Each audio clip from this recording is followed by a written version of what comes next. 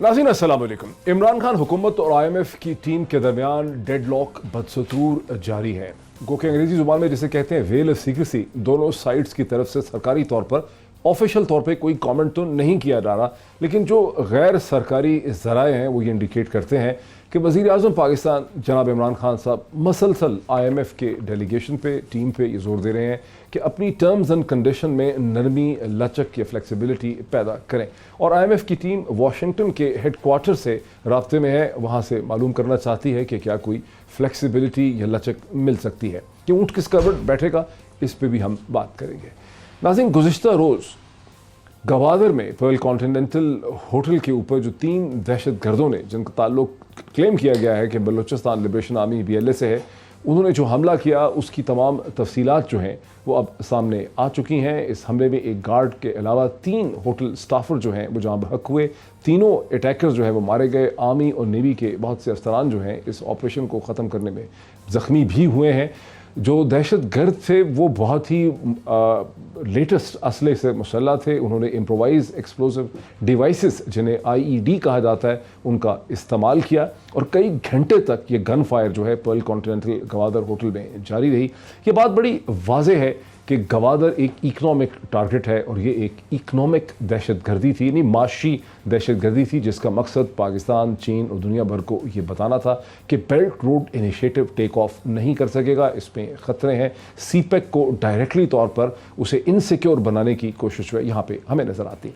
इसका जो एक खासा दिलचस्प पहलू है कि एक हमला आवर हमाल खान मरी जो है वो शख्स था जिसे बलूचिस्तान की जो वेबसाइट्स हैं, जो इंसर्जेंट्स की वेबसाइट्स हैं, जैसे BLA की वेबसाइट्स हैं, बलूचिस्तान वरना वगैरह, उनमें मुसलसल ये क्लेम किया गया कि इसे सिक्योरिटी एपरेटस ने, इदारों ने उठा रखा है। इसे मिसिंग पर्सनस में इसका शुमार किया जाता था। दावा किया गया कि इसे सिक्योरिटी फोर्सेस ने मार डाला है। इसकी गोलियों से छलनी लाश जो है वो मिल चुकी है। ये तमाम चीज़ें अब सामने आ चुकी हैं, जिससे ये भी पता चलता है कि बहुत बड़ी तादाद में, पहला वाक़या नहीं है, जब चाइनीज़ काउंसलेट पे भी हमला हुआ था नवंबर 2018 में, उस वक्त भी ये हकीकतें सामने आई थीं कि बाज़ लोग जिन्हें मिसिंग पर्सन तस्वर किया गया वो ये इंसर्जेंट्स हैं जो कि मिलिटेंट एक्टिविटी में मुलव्वस हैं। ये जो वाक़या है ये बहुत अहम है, क्योंकि ये पाकिस्तान में जहाँ हम गवादर के बारे में ये क्लेम करते हैं कि गवादर गेम चेंजर है CPEC के हवाले से, वहाँ हमने ये भी क्लेम किया गुज़िश्ता कई माह में, 1 साल में, कि हमने पाकिस्तान में दहशत गर्दी पे काबू पा लिया है, उसका सफाया कर दिया है, हम कामयाब हो गए। और हम देख रहे हैं कि गुज़िश्ता चंद हफ़्तों में बलूचिस्तान में ही दहशत गर्दी के 6 वाक़यात हुए हैं। हज़ारगंज में जो बॉम्ब ब्लास्ट हुआ, फिर मकरान कोस्ट के ऊपर 14 जो पैसेंजर्स को उतार के मारा गया, जिसका क्लेम BLA ने किया। उसमें वो सर्विसमैन भी थे जिनका ताल्लुक नेवी और एयरफोर्स के साथ था। फिर हमने देखा कि दाता दरबार पे हमला हुआ। तो दहशत गर्दी के जो उसका जो ख़तरा है, जो उसका एक्ट है, उसको भी एक दफ़ा फिर उठाने की कोशिश यहाँ पे की जा रही है। ये भी इशू हमारे सामने है और उसको दोनों को साथ लेके चलेंगे। मुझे स्टूडियोज़ में ज्वाइन कर रहे हैं जनाब प्रोमिनेंट कॉलमिस्ट इरशाद भट्टी साहब, वेरी वेलकम टू हिम। मुझे स्टूडियोज़ ही में ज्वाइन कर रहे हैं economic commentator doctor Farooq Salim साहब, very welcome to him. Farooq Salim साहब इस हवाले से लिखते भी हैं, उनका जो लेटेस्ट कॉलम है वो मेरे सामने पड़ा है, बहुत ही इंटरेस्टिंग। और मुझे पाकिस्तान के मुमताज़ कारोबारी शख्सियत आरिफ हबीब ग्रुप के चेयरमैन जनाब आरिफ हबीब साहब मुझे कराची से वाया सैटेलाइट लिंक ज्वाइन कर रहे हैं। Very warm welcome to all my guest. Doctor Farooq Salim साहब, आपने बहुत ही इंटरेस्टिंग एक पीस लिखा है। ये अगर आप भट्टी साहब उनका पीस ले मुझे दिखाएं। ये मेरा ख्याल है ये जो है, हाँ ये डॉक्टर, ये देखें, वेपनाइज्ड फाइनेंस की जो आपका पीस है, ठीक है, आपको लगता है कि पाकिस्तान भी वेपनाइज्ड फाइनेंस का शिकार हो रहा है इस वक्त? देखिए, इंसानी जंगों की तारीख़ भी डॉक्टर साहब उतनी ही पुरानी है जितनी इंसानियत की अपनी तारीख़। और जंगें लड़ती जा रही हैं, लेकिन हथियार जो इस्तेमाल होते हैं वो बदलते जाते हैं। 21वीं सदी में मैं समझता हूँ 2 बड़ी तब्दीलियाँ जो आई हैं। एक तो प्रॉक्सी वॉर, जिसका आप अभी थोड़ी देर पहले भी जिक्र कर रहे थे कि मुल्क आपस में डायरेक्ट नहीं लड़ते, लेकिन वो प्रॉक्सी वॉर को फाइनेंस करते हैं, अपने ही दुश्मन मुल्क के अंदर कुछ टोले खड़े कर देते हैं, और फिर ये जो PC का ग्वादर में हादसा हुआ। और दूसरा बड़ा आई थिंक जो मालियाती तौर पे ताकतवर मुल्क है, जिसमें अमेरिका सर फहरिस्त है, वो बजाय इसके कि अपने फ़ौजी भेजे और उनकी जान या उनका खून किसी तरह ख़तरे में लगाए। अब ये मैं नहीं कह रहा हूँ, ये एक सेक्रेटरी ट्रेजरी रहे हैं। इसमें कहा है कि Ian Bremer, the founder of Eurasia group, ने ये कहा है کہ instead of fighting countries militarily United States کے ناؤ کرپل دیم فائنینشلی. اور بریمر نے یاہو فائنینس کو یہ بتایا کہ المائٹی ڈالر جو ہے is more powerful than nuclear weapons. یہ بڑا اسی پہ میں نے اس کے آگے جو ان کے یو ایس ٹریجری سیکریٹری ہیں اسی پہ میں نے وہ بھی یہی کہہ رہے ہیں کہ ہم اپنی مالیاتی انسٹرومنٹس جو ہیں ان کو استعمال کریں گے دوسرے ملکوں کو کمزور کر دینے میں. اور اس کا ایونچوئل ایم یہ ہوتا ہے کہ مالی طور پہ ملک کو اتنا کمزور کر دیا جائے کہ وہ اپنے ڈیفنس بجٹ کے لیے ایلوکیٹ ہی نہ کر سکے, جس کو کہتے ہیں وار ویجنگ کیپیسٹی. یعنی آپ میں جو قوت ہے, آپ کی فوج میں جو قوت ہے لڑنے کی, اس کو اتنا کمزور کر دیا جائے, اپنے آپ کو ڈیفینڈ کرنے کی, اپنے آپ کو ڈیفینڈ کرنے کی وہ ختم کر دی جائے. تو یہاں پہ جنگی ہتھیار بڑا کلیئرلی جو ہیں وہ تبدیل ہو رہے ہیں. اور اب تو وکی لیکس جنوری 2019 اسی سال کی انہوں نے ایک ڈاکیومنٹ لیک کیا تھا, اور وہ ڈاکیومنٹ تھا یو ایس آرمی کا. اور وہ یو ایس آرمی ڈاکیومنٹ کیا ہوا انہوں نے کہ ہم نے ورلڈ بینک کو اور آئی ایم ایف کو کس طرح ایز اے جنگی ہتھیار استعمال کرنا ہے اپنے ٹارگٹ ملک کے خلاف. اپنے ٹارگٹ ملک کے خلاف.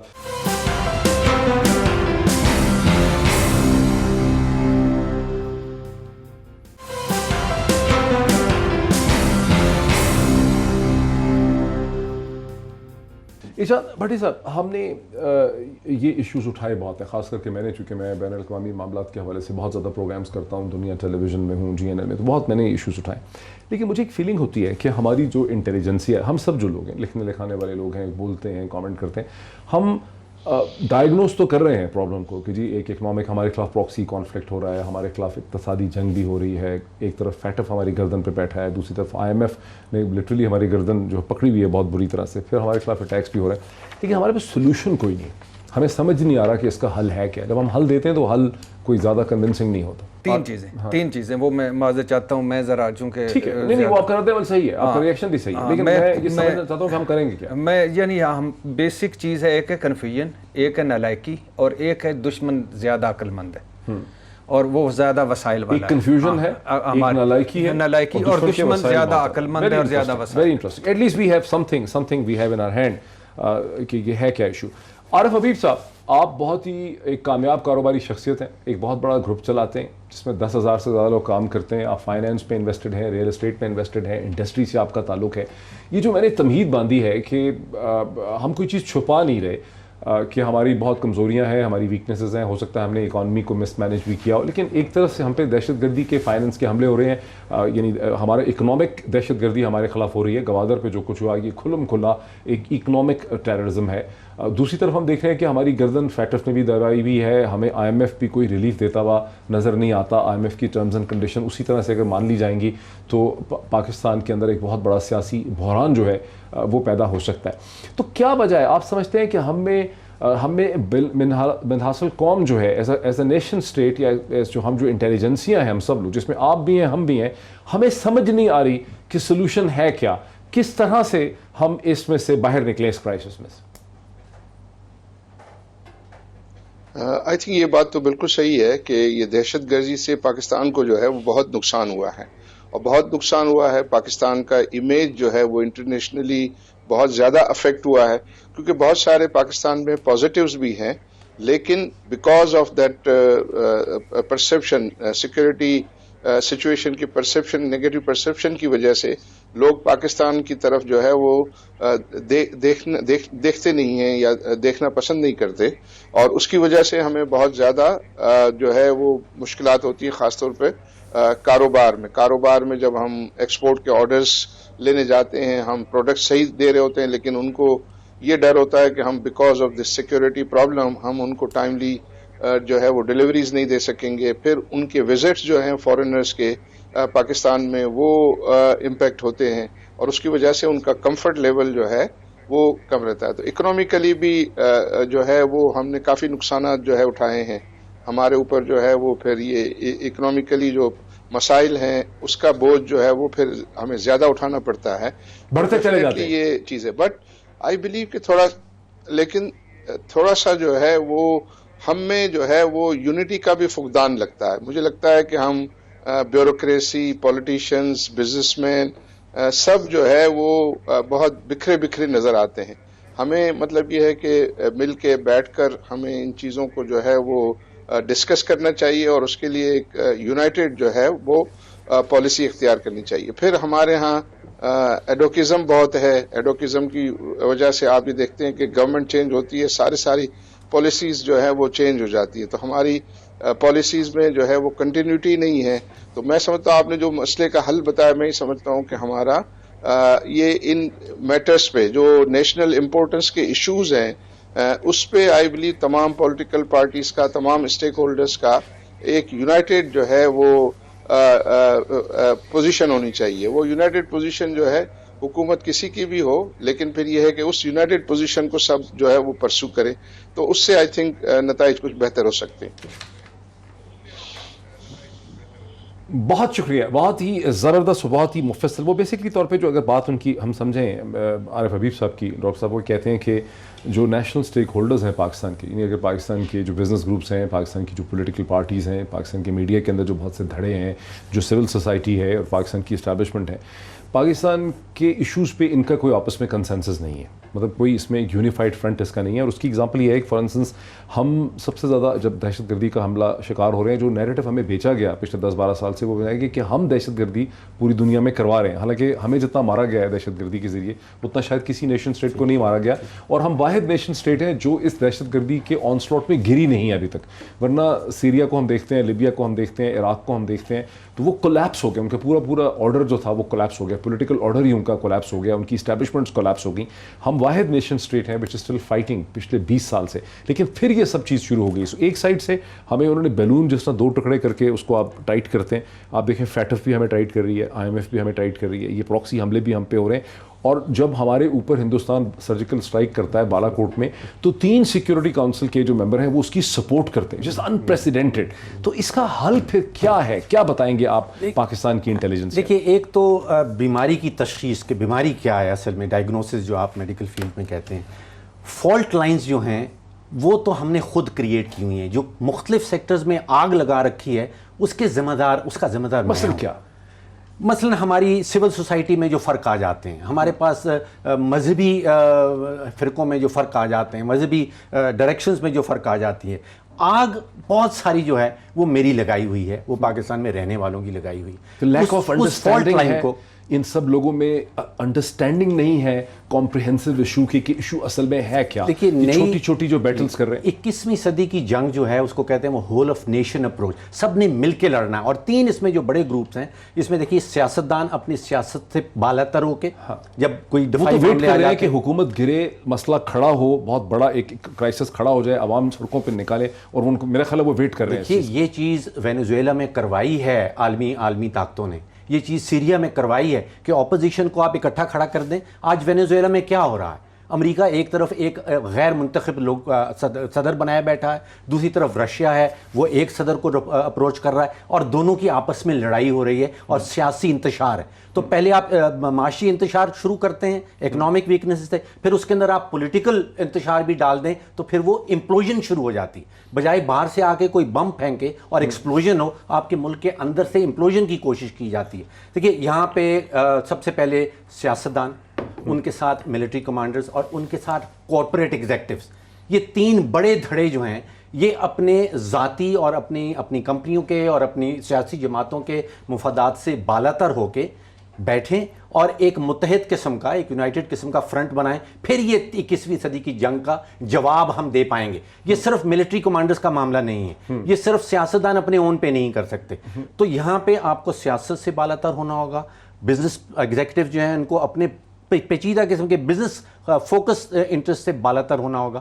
تو whole of the nation approach, اور وہ جو فالٹ لائنز تھے جس آگ کے اوپر دشمن آ کے تیل چھڑکتا ہے, اگر وہ آگ ہمارے ہاں ہو ہی نہ تو پھر دشمن جتنے مرضی تیل چھڑکے. مجھے بھٹی صاحب ایک بریک لینی ہے, لیکن آپ سے میں شروع کروں گا بریک کے فوراً بعد. تو میرا آپ سے بیسکلی یہ سمجھنا چاہوں گا کہ جو یہ عارف حبیب صاحب نے ہمیں کہا کہ کنسنسس نہیں ہے. اب اس وقت آپ دیکھ لیں کہ IMF جو terms and condition Imran Khan کی حکومت پہ ٹھونسنا چاہتی ہے, اور جس کا جھگڑا گزشتہ 3 دن سے مسلسل آپ دیکھ رہے ہیں کہ پرائم منسٹر پلیڈ کر رہا ہے ان کو بار بار کہ ہمیں کچھ تو فلیکسیبلٹی دے دیں. اور پرائم منسٹر کو اچھی طرح سے پتہ ہے کہ اگر یہ ٹرمز اینڈ کنڈیشن جس طرح سے وہ کہہ رہے ہیں کہ ریونیو بیس کو بڑھائیں, جس طرح سے وہ کہہ رہے ہیں کہ ٹیکسز کو بڑھائیں, جس طرح سے اس کا امپیکٹ ڈالر اور روپی ویلیو پہ ہوگا, اس کا شدید سیاسی رد عمل ہوگا, انجری ہوگی کامن لوگوں کے اوپر. اپوزیشن جو ہے وہ سائڈ پہ شیکروں کی طرح طرح یہ ویٹ کر رہی ہے کہ جیسے یہ چیز ہوگی ہم اس کا فائدہ اٹھائیں گے, ہم اس حکومت کو نیچے گرا دیں گے. سو یہ ایک کلاسک ٹیکسٹ بک ایگزامپل ہے for lack of consensus on national issues. اس پہ میں چاہوں گا کہ آپ ہمیں کچھ سمجھا سکیں. ناظرین ایک بریک لے لیں اور بریک کے بعد ہم بھٹی صاحب سے اس کا جواب دیتے ہیں after the break.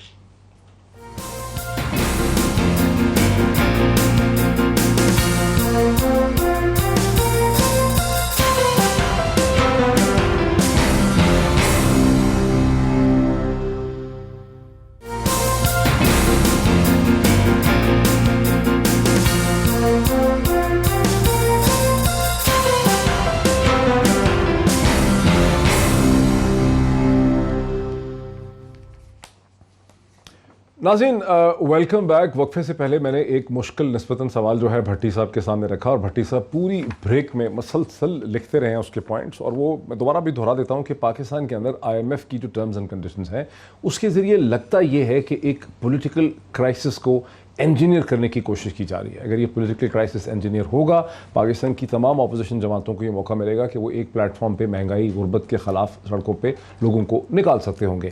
National consensus کی بات ہو رہی تھی, اسی حوالے سے بھٹی صاحب کا اب اس پہ پرسپیکٹو لیتے ہیں. جناب نہیں یعنی پہلے تو بڑا ظلم کیا, یعنی مجھے اپنے آئی میں نمائندہ سمجھ کے ٹھیک وقفے میں میرا اچھا بھلا میں نے چائے پینی تھی, مزے کرنے تھے ہمیں سوچ کے.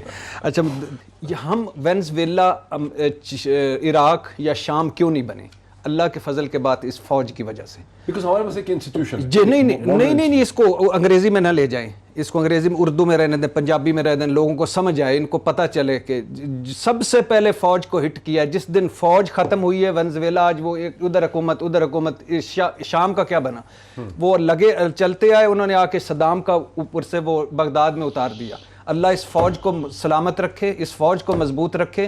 یہ جو 17 سال کے 19 سال کے کپتان جو آج یہ ماؤں کے ساتھ بیٹھ کے ہم تو افطاریاں کر کے ہیں جو قربانیاں دیتے ہیں, یہ اللہ اس فوج کو سلامت رکھے. یہ فوج مضبوط رہے گی تو رہے گے, باقی کچھ بھی آپ کا ادارہ 195 ادارے خسارے میں, آپ کے سیاستدان کرپٹ ہیں, آپ کا نظام کرپٹ ہے. عارف حبیب صاحب جو بحث آپ نے چھیڑی تھی کہ کنسنسس نہیں ہے نیشنل سٹیک ہولڈرز پہ, اس پہ جو رد عمل دیا ہے ڈاکٹر فاروق سلیم صاحب نے اور ارشاد بھٹی صاحب نے, اس پہ اب آپ کیا کہتے ہیں؟ Is this the direction to think? I think یہ بات تو بالکل ٹھیک ہے. وہ دشمن تو اپنی چالیں جو ہے وہ چلتے. ایون آپ ہم نارمل کسی کمپٹیشن میں ہوتے ہیں تو ہمارے مخالفین تو ہمارے خلاف چالیں چل رہے ہوتے ہیں. بزنسز میں بھی جو ہے مخالفین ہوتے ہیں, وہ چالیں چل رہے ہوتے ہیں. آئی تھنک اس کو مد نظر رکھتے ہوئے آپ کو اپنے آپ کو پریپیئر کرنا ہوتا ہے. تو ہم بھی جو ہے وہ آئی تھنک ہم میں بھی کمی ہے کہ ہم نے اپنے جو اسٹرینتھس ہیں اس اسٹرینتھ پر جو ہے وہ خاطر خواہ کام نہیں کیا ہے, اور ہمیں جو ہے اس کی ضرورت ہے کہ اس پہ ہم کام کریں. فار ایگزامپل جب ہم بات کرتے ہیں کہ بھئی ہمارے ہاں اگر اکنامک ریوائول چاہیے تو ہم 3-4 سیکٹر کی جو بات کرتے ہیں جس میں ایگریکلچر ہے, کنسٹرکشن ہے, IT ہے اور انڈسٹری ہے. تو اس میں پہلے تو سمجھتا ہوں کہ ایگریکلچر, کنسٹرکشن, IT یہ تو سارا انڈیجنس معاملات ہیں نا. اس میں تو مطلب یہ ہے کہ human resource, train human resource کی جو ہے وہ ضرورت ہے, نئی ٹیکنالوجی کی ضرورت ہے, وہ ہم خود جو ہے مضبوطی سے کر سکتے ہیں. انڈسٹری میں ڈیفینیٹلی باہر سے مشینری وغیرہ جو ہے امپورٹ ہوتی ہے, ٹیکنالوجی امپورٹ ہوتی ہے, لیکن اس میں بھی آئی تھنک ہم خاطر خواہ جو ہے وہ کام کر سکتے ہیں. تو اس میں ہمیں ایک یونائٹیڈ جو ہے وہ پوزیشن لے کے ان چیزوں میں تو اپنے آپ کو جو ہے وہ بہتر سے بہتر کریں گے تو آئی تھنک وہ جو دشمنوں کی مووز ہیں ان کو ہم اچھی طریقے سے کاؤنٹر کر سکیں گے. تو ضرورت اس بات کی ہے کہ ہم اپنی جو ہے وہ تعلیمی استعداد کو بڑھائیں, اپنی نالج کو جو ہے وہ بڑھائیں, اور اپنے کام مینی اے ٹائم جو ہے وہ چھوٹے چھوٹے کام بھی جو ہے وہ بہت زیادہ افیکٹو ہو سکتے ہیں, جو ہماری اسٹرینتھ ہو سکتی ہے. جو دوسرے ممالک ہیں اگر وہ بہت ہی زیادہ آگے. عارف حبیب صاحب جو ہمارے سامنے اب تک خبریں آ رہی ہیں IMF کی ٹرمز اینڈ کنڈیشن کے حوالے سے, جہاں ڈیڈ لاک ہے ٹیکس کے بڑھانے کے حوالے سے, انٹرسٹ ریٹ کے حوالے سے, ریونیو بڑھانے کے حوالے سے, ڈالر کی ویلیو پہ جو امپیکٹ آتا ہے, آپ کو لگتا ہے کہ ان ٹرمز اینڈ کنڈیشن کو اگر وزیر اعظم عمران خان تسلیم کر لیتے ہیں اور مجبور ہیں بہت IMF پیکیج لینے کے لیے, تو اس سے کیا کوئی انڈسٹری, ایگریکلچر, امپلائمنٹ مارکیٹ کی آپ کو ری جنریشن, رینیول ہوتا ہوا نظر آ رہا ہے؟ کیا امپیکٹ ہوگا اس کا؟ آئی تھنک اس میں جو سب سے زیادہ مجھے جو ہے جس کے بہت ہی برے نتائج ہو سکتے ہیں وہ ہماری روپے کی ویلیو کو اور مزید گرانا ہے. کیونکہ روپے کی ویلیو کے گرنے کی وجہ سے ہی جو ہے وہ انفلیشن بڑھے گا تو پھر انٹرسٹ ریٹ جو ہے وہ بڑھانے پڑیں گے، اور جو مہنگائی ہوگی تو لوگوں میں جو ہے وہ بہت ہی زیادہ بے چینی جو ہے وہ ہوگی.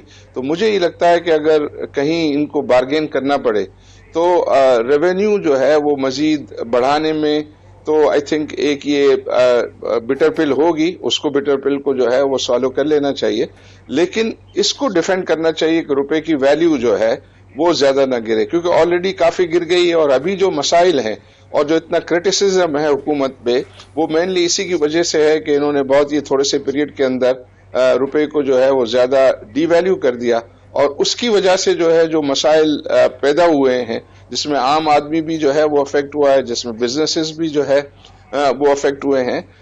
لیکن ہیونگ سیڈ دیٹ، میں سمجھتا ہوں کہ پھر بھی یہ معاملہ کہیں نہ کہیں جو ہے ان کو سیٹل کر لینا چاہیے، تاکہ یہ ایک انسرٹنٹی ختم ہو اور پھر لوگ آگے جو ہے یہ اس نئی حالات میں، نئی سچویشن میں اپنے آپ کو پوزیشن کر کے لائف ایز یوزول چلے، اور بزنسز جو ہیں پھر پلاننگ کرنا شروع کریں اور کام کرنا جو ہے وہ شروع کریں.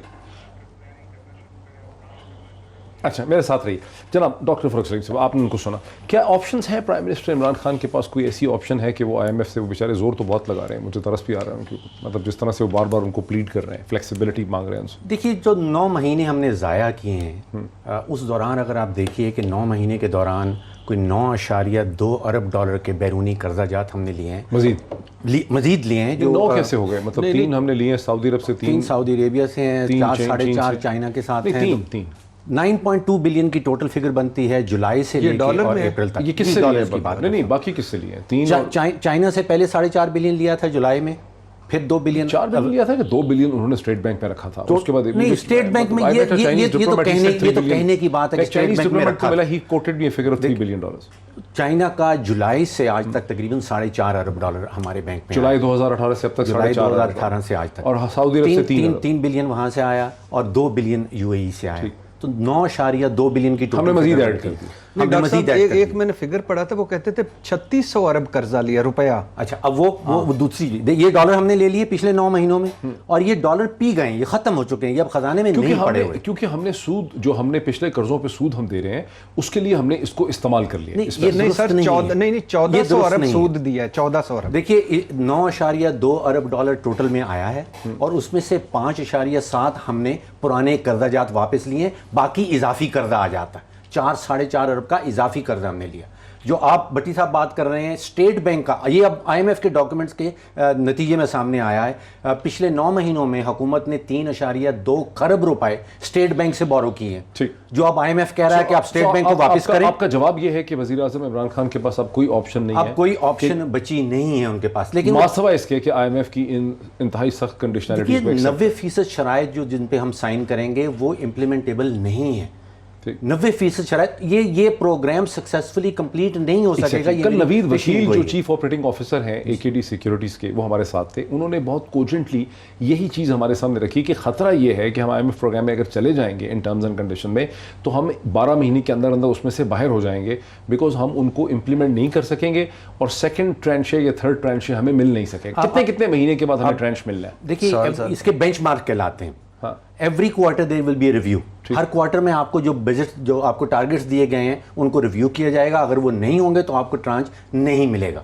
دیکھیے، 3.9 ٹریلین روپے کا ہمارا، یعنی ہر کوارٹر کے بعد ہمیں واشنگٹن کی مدد کی اور ہمدردی کی اور سفارش کی ضرورت ہے. ایک جیسے کہ ایسا سٹرکچر ہے، آرکیٹیکچر آف کنٹرول ہے. ویسے کیا ایکسلنٹ ہے. یہ تو آپ تعریف کریں کہ امریکہ نے سیکنڈ ورلڈ وار کے بعد ایک ایسا آرکیٹیکچر آف کنٹرول کھڑا کیا ہے برٹن ووڈس کی شکل میں، کہ جو بات نہ مانے اس کی گردن ایسی پکڑیں، اور ساتھ ساتھ کہیں کہ تو مسئلہ اکنامکس کا ہے، فائنانس کا ہے، پروفیشنل ایشو ہے. ایک فوجی طاقت اور ایک مالی طاقت. آپ نے ذکر کیا، یہ 73 سال پہلے فوجی طاقت ان کے تھے بحری بیڑے، جو اب ابراہم لنکن بھیج دیا ایران کے لیے. ایسے 11 بحری بیڑے ہیں جو امریکہ کی فوجی طاقت کو پروجیکٹ کرتے ہیں پوری دنیا میں. پھر آ جاتی ہے مالی طاقت. یہ جو آئی ایم ایف اور ورلڈ بینک، برٹن ووڈس کا آپ نے ذکر کیا، 73 سال ان کی عمر ہو گئی ہے. 73 سال پہلے یہ اسٹیبلش کیے گئے تھے. اگر ان سے آپ سوال پوچھیں کہ ان کے پاس کوئی سکسیس سٹوری ہے، انہوں نے کتنے ممالک کو قرضہ جات دی؟ ساؤتھ کوریا کو غالباً نہیں، South Korea to some extent. اب یہ 73 سال میں اگر آپ کو ایک سکسیس سٹوری نظر آ رہی ہے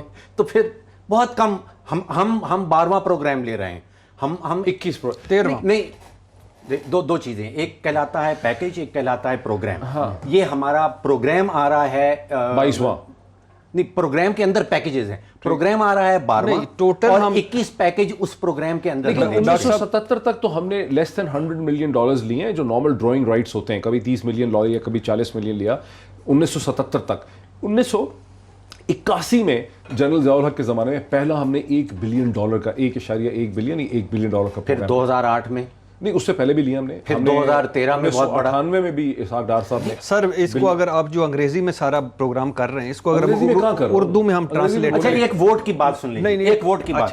آئی ایم ایف کا جو بورڈ بنا ہوا ہے، ایگزیکٹو بورڈ جس نے یہ سارا پیکیج پاس کرنا ہے، اس میں امریکہ کے پاس 8,31,000 ووٹ ہیں.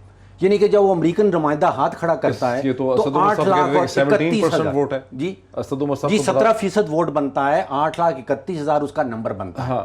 8,31,000 ووٹ کھڑے ہوتے ہیں جب ایک امریکن جو ہاتھ مائک کھڑا پومپیو ہوتا نے اسٹیٹمنٹ دی تھی نا، وہ بریک کے بعد میں وہ بھی آپ کو سنا دیتا ہوں، آپ کو یاد کراتا ہوں سارا پروڈیوسر. اچھا یہاں پہ اب ہمیں سوچنا یہ ہے، چین اپنے اون پہ بہت بڑی طاقت ہے، لیکن اس کی پروجیکشن پاور جو ہے نا، وہ اپنی فوجی طاقت پروجیکٹ کر سکتا ہے. ایک بریک لے لوں، مجھے پھر وقفے کے بعد بالکل میں بریک کے بعد بریک لے لوں، پھر بھٹی صاحب کی طرف بھی آتا ہوں. ناظرین ایک بریک لے لوں اور پھر یہ جو بچے کچھ سوال ابھی اٹھے ہیں، جو زیادہ سوال اٹھے ہیں تیکھے قسم کے، ان کے جوابات ہم ڈھونڈنے کی کوشش کرتے ہیں آفٹر دی بریک.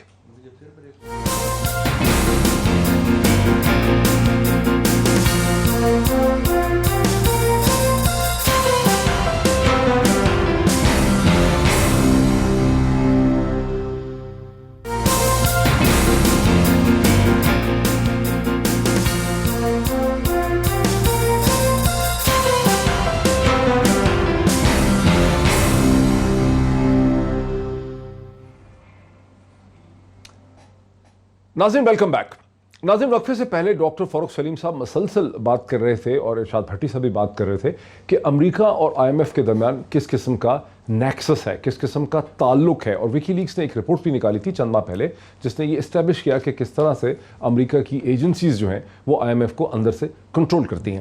اگست میں امریکہ کے سیکرٹری اسٹیٹ نے جب پاکستان کی عمران خان کی حکومت کو ابھی جمعہ 8 دن بھی نہیں ہوئے تھے آئے ہوئے، تو اس وقت آئی ایم ایف کے حوالے سے مائک پومپیو نے کیا اسٹیٹمنٹ دی تھی. 15-20 سیکنڈ کی اسٹیٹمنٹ وہ ذرا سن لیتے ہیں. Make no mistake, we will be watching what the IMF does. There's no rationale for IMF dollars and associated with that American dollars that are part of the IMF funding for those to go to bail out Chinese bondholders or China itself. ناظرین اب ذرا اس کی اگر آپ تاریخ note کریں تو 20 اگست 2018 کو ہی عمران خان کی کیبنٹ جو ہے جو اس نے حلف اپنا اٹھایا تھا، یعنی وہ پہلا ہی دن جس دن عمران خان کی حکومت نے حلف اٹھایا تھا، اس دن جو ہے امریکہ نے آئی ایم ایف کو یہ دھمکی جو ہے وہ لگا دی تھی. جناب بھٹی صاحب دیکھیے، ایک تو وہ پہلے جو آپ انگریزی میں دونوں گفتگو کر رہے تھے، انگریزی میں کہاں کر رہے تھے، اس کو میں اپنی پنجابی زبان میں جٹ کی زبان میں کہ اسٹیٹ بینک والوں نے کہا تھا اب اس میں بعد میں آپ جمع تفریق کر لیجئے گا، لیکن اتنے ہی رہنے دیجئے گا کہ 3600 ارب 9 مہینے میں حکومت نے قرضہ لیا، 1400 ارب سود کی ادائیگی میں دے دیا، اور 1400 کچھ ارب جو روپے کی قیمت کمی ہوئی تھی اس کی وجہ سے ہم پہ قرضہ چڑھ گیا. تو یہ ذہن میں رکھیں کہ 3600 ارب قرضہ لیا، 1400 ارب سود میں دے دیا الحمدللہ جو ہم نے سود دینا ہوتا ہے، اور الحمدللہ 1400 ارب کے قریب وہ 1 روپیہ قرضہ نہ لے کر اس لیے چڑھ گیا کہ روپے کم ہو گیا، ڈالر مہنگا ہو گیا. اب آ جائیں سر، آپ جب پنڈ کے چودھری کو ٹویٹ پہ ٹویٹ کریں گے، ٹرمپ کو ٹویٹ کے جواب کرارے جواب ملیں گے اور ادھر نعرہ تکبیر اللہ اکبر ہوگا، تو ٹرمپ آپ کو چھوڑے گا، آئی ایم ایف چھوڑے گا ایسے پر قرضے دیں گے؟ اب جب چین کے ساتھ ہاتھ سے ہاتھ باندھ کے دوستی زندہ باد کے نعرے ماریں گے، سی پیک کریں گے، آپ کے نیوکلیر پہ شکیل افریدی آپ کے پاس ہوگا، نیوکلیر آپ کے پاس ہوگا، آپ پنڈ کے چودھری ہوں گے، ادھر سے دہشت گردی کی کامیاب جنگ لڑی ہوگی، ادھر افغانستان پہ فینس لگا رہے ہوں گے، ادھر ایران پہ فینس لگا رہے ہوں گے، ادھر ان کے بھارت کے 1-2 طیاروں کو گرا دیں گے، ادھر آپ اتنے 6 ستمبر منا رہے ہوں گے. تو یعنی اب یہ کرنا کیا ہے؟ کرنا یہ ہے کہ آپ کو انہوں نے فوج کے 17 سال 16 سال اللہ کے فضل سے انہوں نے فوج کو دیکھا، فوج کامیاب نکلی، پریشر آپ نے لے لیا. اب ہاں پریشر لے لیا، کامیاب نکلی. 75,000 اس قوم نے لاشیں اٹھائیں، قوم کامیاب نکلی. یعنی جس بازار میں 60 لوگوں کی شہادتیں ہوتی تھیں، اس بازار میں اگلے دن ریڑیاں لگی ہوتی تھیں اور خریداری ہو رہی ہوتی تھی اور وہاں لوگ موجود ہوتے تھے. کس گھر میں ہے جو میں اکثر مثال دیتا ہوں، اب حل کیا ہے؟ اب یہ ہے کہ اب انہوں نے کہا ہے کہ ان کے پیسہ گھر کا خرچہ, یہ آپس میں لڑے. ایک طرف انہوں نے احتساب لگا کے پوری جماعتیں, مجھے تو شک ہی کوئی نہیں ہے کہ یہ گریٹ وار ہے, میدان ہمارا ہے, کھیل کوئی اور رہا ہے. تو اب یہ ہے کہ ایک طرف وہ احتساب اور ایک طرف وہ, اور دوسری طرف یہ, تیسری طرف یہ نئے لوگ, چوتھی طرف نالائکیاں بھی ہوگی, کمزوریاں بھی ہوگی, نائلیاں بھی ہوگی, جو بھی ہوں گی. لیکن کرتا کیا, کوئی 21 پروگرام جیسے وہ کہتے ہیں 21 پروگرام, اور ایک مجھے جہاں تک یاد ہے, آپ صحیح کریں, ایک IMF کا پروگرام ہے جس میں ہم سکسیسفلی نکلے ہیں, باقی ساروں میں فیل ہوئے ہیں, باقی سب میں فیل ہوئے, آپ اندازہ لگا لیں. تو اس میں 15 ویورز لیے, تو اس میں بھی فیل ہو گئے تو کیا ہو جائے گا. ڈاکٹر صاحب لیکن تھوڑی دیر پہلے, وقفے سے پہلے, جب میں نے مائک پومپیو کا, تو اب میں نے دکھایا نا آپ کو شارٹ اور ٹکڑا دکھایا 20 اگست کا, لیکن آپ نے کہا کہ ہمیں IMF کے پروگرام میں چلے جانا چاہیے تھا. ہم نے نیگوسیشن شروع کر دی تھی سپٹمبر میں, جو کہ نومبر میں کولیپس ہو گئیں. اس وقت جو اسد عمر اور ان کی ٹیم تھی اور وزیر اعظم عمران خان تھے, ان کے ذہن پہ ظاہر ہے مائک پومپیو کی, انہوں نے ڈینائی بڑا کیا ہوگا کہ نہیں یہ میٹر نہیں کرتا, اور سارا پاکستان ایک ٹانگ پہ کھڑے ہو کے IMF کو یہ ثابت کرنے کی کوشش کر رہا ہے اس پروگرام کے علاوہ کہ یہ شاید سے ایک اسپریڈ شیٹ کا, بینکنگ اور فائنانس کا ایشو ہے, ہماری اکنامک کمپیٹنس. لیکن یہاں پہ ہم یہ ڈسکشن کر رہے ہیں کہ IMF کی ایک سیاسی پولیٹیکل ڈائمنشن ہے. IMF اور بریٹن ووڈ انسٹیٹیوشنز جو ہیں, world bank, Asian development bank, IMF, یہ امریکہ کی اقتصادی آرم ہے. یہ ان کی, جس طرح سے ابراہم لنکن ان کی ملٹری اسٹرینتھ کی پروجیکشن وہ کر رہے ہیں ایران کے اوپر, آپ نے دیکھا ایران کو انہوں نے اکنامک سینکشنز کے ذریعے بھی پکڑا ہوا ہے. تو جہاں جہاں آپ ان کے پولیٹیکل منشور سے ایگری نہیں کرتے, ان کی بات نہیں مانتے, وہ آپ کو پکڑ لیتے ہیں, وہ آپ کو جکڑ لیتے ہیں. اب کیا حل ہے اس کا؟ مطلب یہ کہہ دینے سے کہ اسد عمر چلا جاتا ہے, پہلے ہم نے اسد عمر کو تو سارے میڈیا نے بہت رگڑ دیا, سلوشن کوئی ہے ہمارے پاس اس کا؟ دیکھیے, پہلا تو آپ سوال یہ کر رہے ہیں کہ ایک کشتی ہے, معاشی کشتی, اور اس میں 1 درجن 5-5 فٹ کے سوراخ کر ڈالے ہیں ہم نے, اور اب آپ سولوشن بتائیں کہ ہم کیسے, اور اس کشتی میں ہم بھی موجود ہیں, ہم موجود ہیں 21 کروڑ پاکستانی. یہ وہ ٹائٹینک کا آپ کو یاد آتا ہے, آپ کو نظر آ رہا ہے کہ سامنے برف کا تودہ ہے اور آپ کی کشتی اس طرف. دیکھیے 2 قسم کی کمزوریاں ہوتی ہیں, ایک فوجی کمزوری ہوتی ہے ملک میں, اور ایک معاشی کمزوری ہوتی ہے. ہمارے ہاں فوجی کمزوری ان کو نہیں مل پائی. ابھی بھی آپ نے دیکھا کہ کیا ہوا جو انڈیا کے ساتھ ہمارا جب فوجی مقابلہ ہوا تو کہاں گیا مام. تو پھر جب انہوں نے سوچ لیا کہ فوجی کمزوری کو ان کے پاس نہیں نظر آ رہی, تو ان کی معاشی کمزوری کو ایکسپلور کیا. وہ الٹیمیٹلی فوجی کمزوری میں بدل جائے گی نا, جو اب کی اگر لانگ ٹرم میں بدل جائے گی. بالکل ٹھیک ہے, بار بار یہ بات تو ہو رہی ہے نا کہ آپ جی اپنا یہ خرچہ کم کریں, وہ خرچہ کم کریں, تو ظاہر ہے سب سے بڑا خرچہ ان کو جو درمیان میں نظر آتا ہے 15-20% کا, وہ ان کو ڈیفنس کا خرچہ نظر آتا ہے.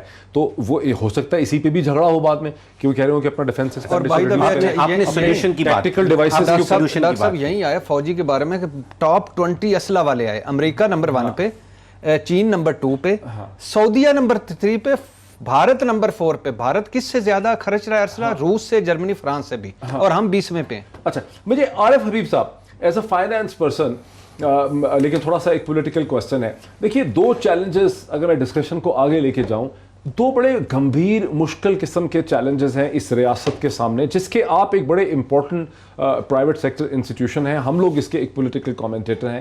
ایک طرف ہمارا چین کے ساتھ ایک ایسا ریلیشن شپ ہے جو امریکہ اور اس کے اتحادیوں کو خوفزدہ کرتا ہے, وہ اس کا راستہ روکنا چاہتے ہیں. دوسری طرف ہمارا بھارت جیسی ایک ریجنل طاقت جو ہے, اس کے ساتھ ہمارا ایک ایگزسٹینشل کانفلکٹ ہے. خطے میں باقی ساری طاقتیں جو ہیں انہوں نے بھارت کی سوزرینٹی اور سوورینٹی, جو اس کی طاقت کو تسلیم کر لیا ہے. پورے 7 ممالک کو دیکھیں, اور امریکہ کے اگر آپ ایریا میں دیکھیں جہاں اتنی بڑی طاقت ہوتی ہے, تو وہاں میکسیکو, کینیڈا اور سارا لاطینی امریکہ جو ہے وہ امریکہ کے زیر سایہ ہی اپنی حکومت چلاتا ہے. ہمارا مسئلہ ہے کہ نہ ہم بھارت کی حاکمیت کو تسلیم کر سکتے ہیں, بڑا سیریس ایگزسٹینشل پرابلم ہے. دوسری طرف ہم چین کے ساتھ اکنامک ریلیشن شپ یا اسٹریٹجک ریلیشن شپ رکھنا چاہتے ہیں, اور ظاہر ہے کہ امریکہ اور اس کے ادارے جو ہیں ہمیں پنش کر رہے ہیں. اب کیا کہیں گے آپ؟ آئی تھنک یہ اتنا جو پولیٹیکل معاملات ہیں, جو بات بھی ساری ڈسکشن بھی ہماری ہوئی ہے, مجھے یہ لگ رہا ہے کہ ہم بہت زیادہ جو ہے وہ اپنے آپ کو فوکس کیا ہوا ہم نے پولیٹیکل سائڈ پہ, اور انٹرنیشنل پولیٹکس کے وکٹم کے طور پر ہم اپنے آپ کو بہت زیادہ جو ہے وہ پوزیشن کر رہے ہیں. میں سمجھتا ہوں ہمارے اپنے جو ہے house is not in order. آپ ہمیں الٹرنیٹ تھیوری دے دیں. مسائل کیسے پیدا ہوئے؟ جی آپ ایک الٹرنیٹ تھیوری ہمیں دینا. اگر ہماری پولیٹیکل ڈائمنشن والی بات صحیح نہیں ہے تو آپ پھر بتائیں کہ پالیٹکس کو ہٹ کے کیا راستہ ہے اس کو ٹھیک کرنے کا؟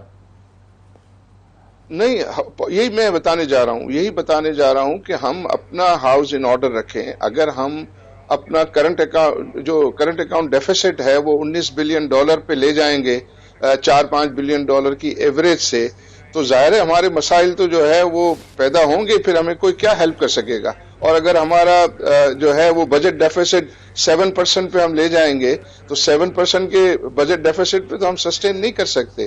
تو ہمیں پہلے تو اپنے آپ کو ٹھیک کرنا ہے نا کہ اپنا کرنٹ اکاؤنٹ ڈیفیسٹ آپ جو ہے وہ اپنے جی ڈی پی کا ایک ایکسیپٹیبل پرسنٹیج پہ جو ہے وہ خود لائیں. اور اس کے لیے ارلی 17 سے ڈسکشن شروع ہو گئی تھی. ہم نے جو ہے وہ اٹینشن ڈرا کی تھی پرائم منسٹر صاحب کی ارلی 17 میں کہ یہ مسئلہ جو ہے وہ بڑھنے جا رہا ہے، آپ کائنڈلی اس کے اوپر جو ہے اقدامات کریں. تو کیا کیا اس وقت کے وزیر اعظم نے؟ الیکشن ایئر آیا، الیکشن آپ نے اگر ان کی ٹینشن ڈرا کی تھی وزیر اعظم نواز شریف کی تو کیا رد عمل تھا ان کا؟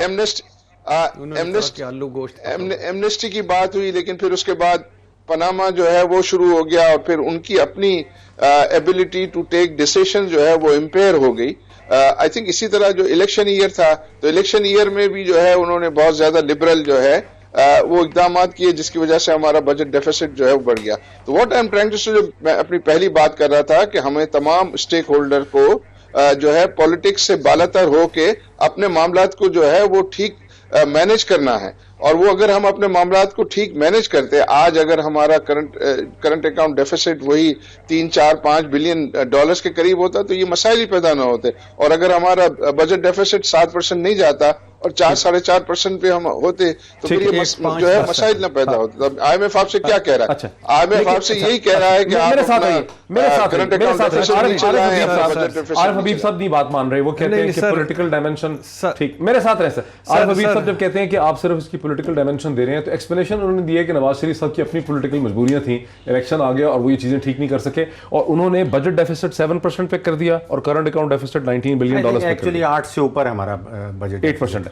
اب آپ دونوں مجھے یہ بتا دیں، آپ چونکہ فائنانس کو ڈیل کرتے ہیں. نہیں، میں پہلے پولیٹیکل اس کو گیڑا لگا کیسے ہوا یہ؟ نہیں میں سر بات یہ عارف حبیب صاحب بڑی آسانی کرتے. اس پاناما لیکس نے کیا آپ کو سبق دیا؟ ایک نواز شریف دیا، دوسرا دیا کہ آپ کے ہر بزنس مین نے اپنے پیسے باہر رکھے ہوئے، چوری کرتا ہے، ادھر آف شور کمپنیاں بناتا ہے. یہ بڑی آسانی سے بات کریں، ہاؤس آرڈر کریں. بھائی کراچی میں ہاؤس آرڈر ہے، سارے ٹیکس جو بزنس مین ہے چور ہے، جو 4-5 برکت کے لیے سے باقی سارے چور، ٹیکس چوری، سارا چوری. فارماسوٹیکل کمپنی کا اب یہ ہو رہا ہے کہ 100 روپے کی دوائی 101 روپے میں آف شور کمپنی دبئی میں بنائی، اس کو بیچتے ہیں اور وہاں سے آگے بیچنے 174 روپے میں. سارا پیسہ باہر، 1 روپیہ پاکستان میں لوٹ لیا. سیاستدانوں نے لوٹ لیا، ان بزنس مینوں نے لوٹ لیا. یہ سپریم کورٹ میں پاناما کی رپورٹ پڑی ہوئی ہے.